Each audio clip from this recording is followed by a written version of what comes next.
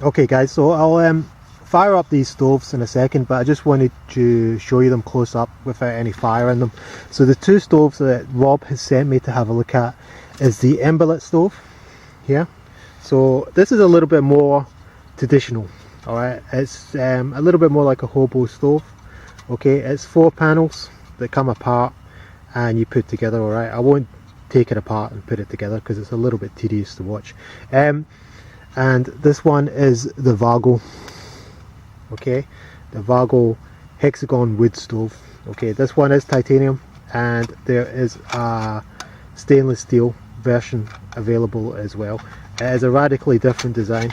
Okay, you know, it's a series of hinges, alright, and it takes seconds to put up and take down. Alright, as with the Emberlit, it's a little bit more fiddly. Alright, takes about a minute to assemble that correctly. Okay, as with that one takes like 20 seconds, 30 seconds. So radically different designs, a little bit more modernistic, space age,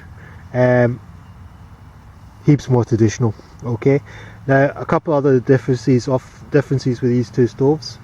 As standard, the Vargo comes with a carrying sleeve.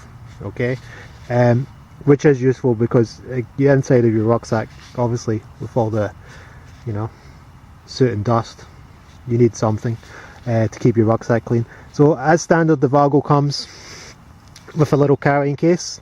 Okay, as with the Emberlit, it's sold separately, or yeah, just use your whatever you've got. The Vargo, as well as being a wood stove, can be used as a windshield pot stand for an alcohol stove. Okay, that's a little Vargo stove there. So, you know, has a little bit more multi-use, double duty, whatever you want to call it, be used as a windshield and a stove. As with this particular version of the Emberlit, okay, it's just a wood stove. Okay, it's not compatible with an alcohol stove. They are doing one now called the Fire Ant, which is compatible with a Trangia, but the version I have here, it's not compatible with an alcohol stove. This one is the first generation that I've got. There's a second generation, and there's a mini, and there's an ant. Okay, but I can only judge what I've got here, which is the first generation one. Okay, so both available in stainless steel, both available in titanium. Okay, I can do the whole thing here, do with all the weights and all that kind of stuff. But I mean, both are great pieces of kit. We'll fire them up and have a look at them. I like one a little bit more than the other, and that would get my recommendation to Rob. Okay, so again, these might be in the store or they might not be in the store. This is just a little bit of a kind of like how the testing process works out. Anyway, I'm going to use the old zombie tinder to get them going, and we'll fire these babies up, and I'll have a bit of lunch and have a brew.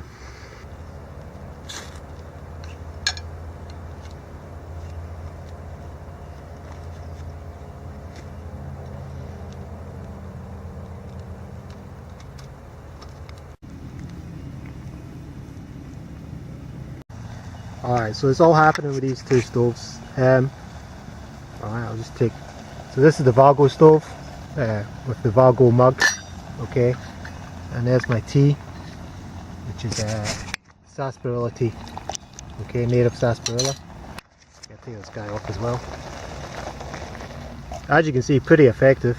You know, for a couple of minutes you've got your brew going, you've got your noodles cooking or whatever you've got. I like the Emberlit a little bit more.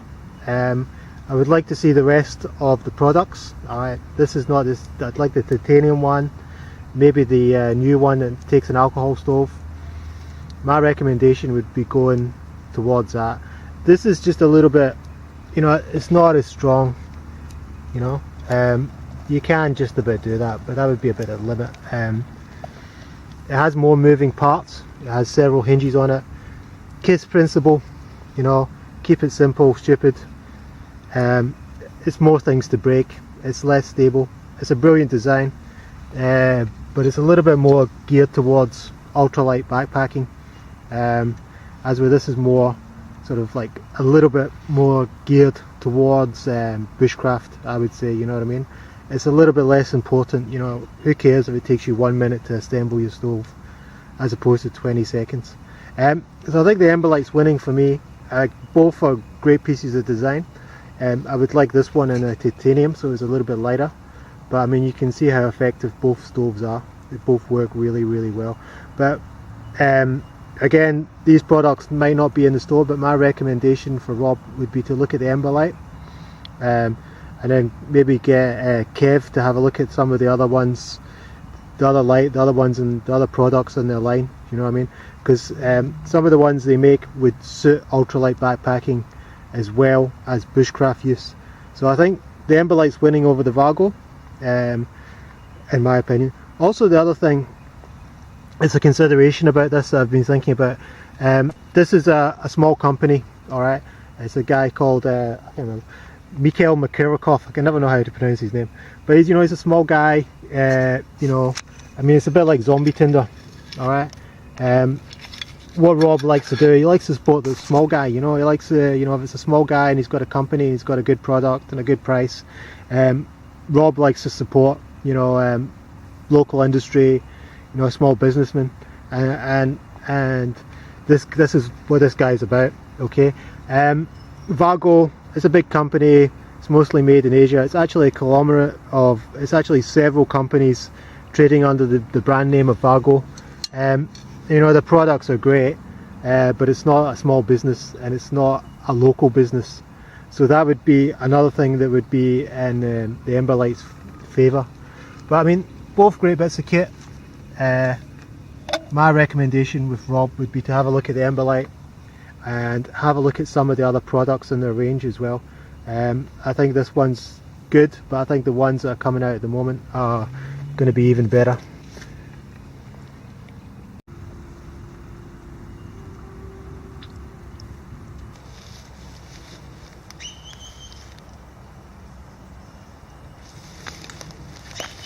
Yummy in the tummy. Once a jolly swag man camped by a billabong under the shade of a tulip on a tree, and he sang and he watched and he waited for his billy to boil. I'll come a waltzing Matilda with you. Okay, old folk song. Alright, that's enough singing, okay? Sarsaparilla tea turned out pretty good. Maybe a little bit of an acquired taste, but I like it. So the whole video was just about behind the scenes, okay? And this is what goes on week in, week out with the canteenshop.com. A lot of the stuff Rob sent me over the past year, you're never going to see in the shop, okay? Took it out, had a look at it, you know, and it wasn't up to the task for various reasons, you know, different types of tarp and axe and things like that. And that's part of the course. That's what part of what makes the canteenshop.com different, alright? The stuff that's there, that's in the shop, you know, Rob can put his name behind it. You know, you can go out and he's pretty sure it's not going to break the first time you use it and all that kind of stuff. But anyway, I'll finish my tea and I'll let you guys go. Hope you enjoyed this little video and I'll catch you next time.